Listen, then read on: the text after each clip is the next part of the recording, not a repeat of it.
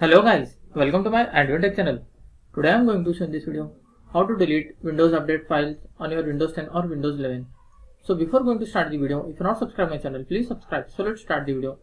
Guys, if you want to delete your Windows Update file, then I will show you a simple method to do this. The first method is you just need to run the disk cleanup. For that you just need to click on start menu, then type here disk cleanup. You can see disk cleanup. Just click on this, select your Windows drive, then click OK. Here you need to select the files,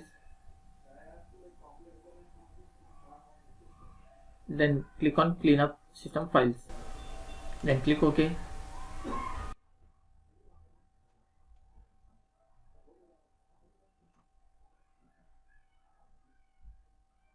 After that you just need to select this Windows cleanup file. You can see total capacity is 6.28 GB. After that just click on OK and all files will be deleted. After that go to the second method, click on start menu, click on settings, click on system. In right side you just need to click on storage. Here you can see the temporary files. You just need to click on this.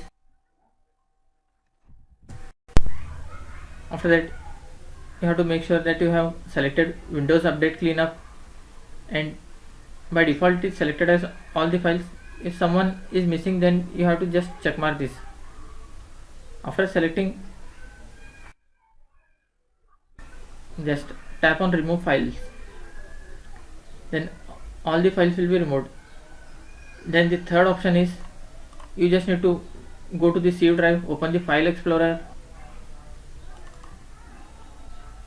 open C drive, go to the Windows folder. In this you need to find software distribution folder. You can see here software distribution. Double click and open. Go to the download folder. Select control, press on Ctrl A, select all the files, right click on that, then click on delete,